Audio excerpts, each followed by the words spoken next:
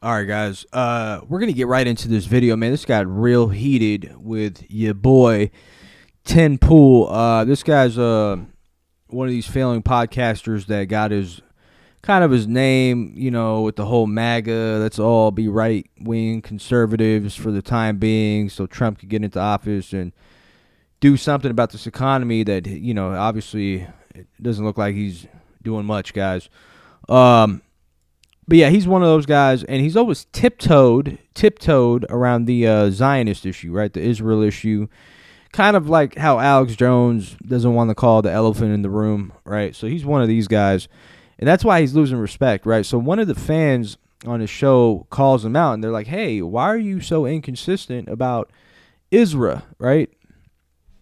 And so this guy loses his mind. He's like, "Oh my God, you guys are stupid. You're hyper focused on this issue."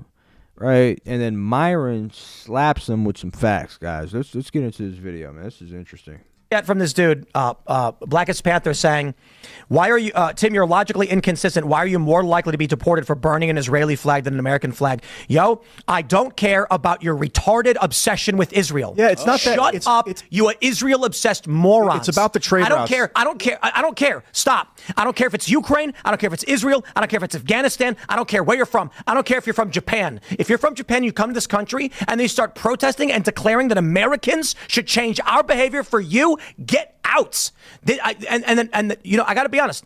When I hear people defending non-citizens coming in and trying to dictate American governmental policy, they have no right to do this. And then they say, well, but it's because Israel. Okay, I get it. You're obsessed. Your brain is rotted from your skull because the only thing you think about is Israel. I care about all the countries that are trying to negatively impact the United States. We've got to deal with Venezuela sending people from their prisons. Now, I know it's semantic.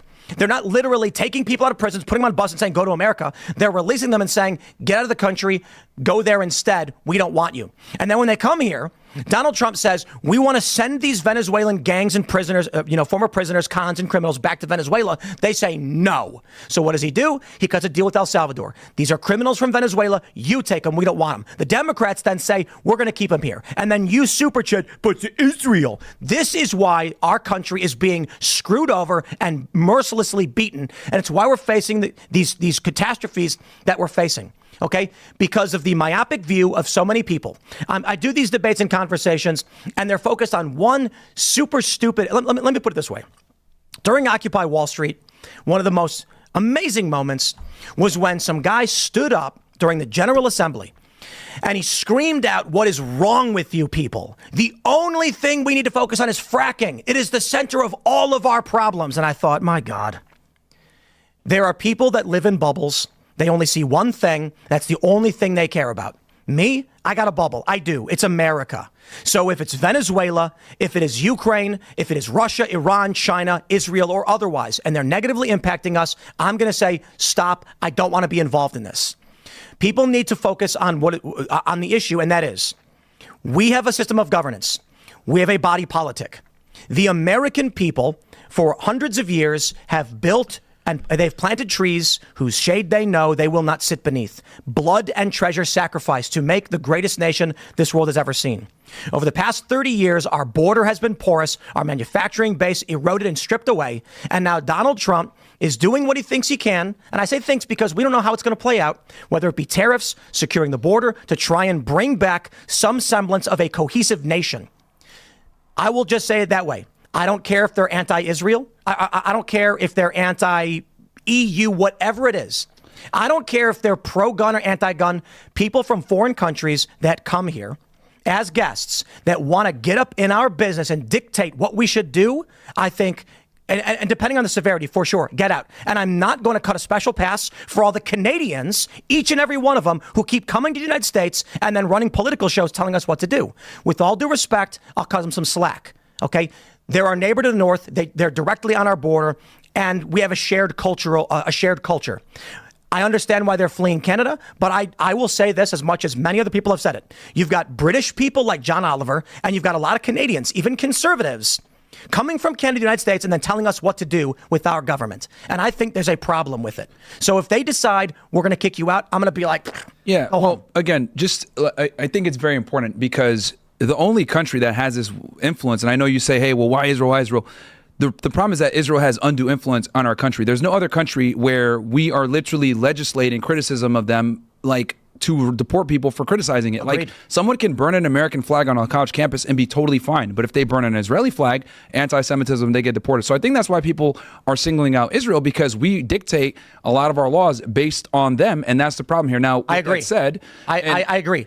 Still, so they have okay, fair, but they have undue influence in our political structure, and to the point where they're legislating things to their benefit that we don't even get to enjoy as Americans, but we're doing for their behalf. So with this woman, she's legally here. She wrote an op-ed against Israel, critical of Israel, and she's getting deported for that, versus if she had wrote that op-ed against the United States, she would still be here. And I think that's the problem that people have. I completely agree. It's a problem. I say criticize it fully, but that is no excuse for allowing someone to come to our country and try and dictate our course. So we're talking about Tim Pool could shut his ass up, guys. I'm so sick of listening to this clown, guys. And you know, he sits there with a straight face and wants to act like this isn't an issue. Like, we had an individual wrote an op-ed. Literally, it was an anti-war op-ed, right? She got her visa stripped. She's probably studying engineering or something like important, right? Got her visa stripped simply for criticizing Israel. But meanwhile, you can burn the American flag. You could shit on, dude, you could throw a bag of shit on President Trump and they won't deport you guys. Okay? Anytime you criticize Israel's operations in the Middle East, okay, all of a sudden there's this whole deportation thing going on. There's huge amounts of censorship. And this clown who acts like he's this, you know, he's the bastion of free speech and he's like this right-wing conservative America First guy, can't sit here and admit that and flips out when an individual... See, this is the issue, guys. People like this guy are undercover Christian Zionists, guys, okay? And that's another issue that we have to come to grips with. The reality of it is, dude is probably, you know, undercover, like he supports what's going on. You know, he supports the war with Iran. He supports Israel's expansionism in the Middle East because he feels like that is dependent or contingent on American supremacy in the Middle East and elsewhere in the world, right? Because, you know, like China and Russia, they're eyeing the Middle East like a hawk. So that's the reason he's jumping on board. And he's probably even willing to go to war with Iran. But again, he has to keep his fan base who's just like, dude, you're an idiot. We tried that for the last 20 years. Hasn't gotten the shit, and the American people are suffering. But he feels like he's one of those guys that feels like we have to go to war with China, Russia, and Iran in order to maintain supremacy in the world.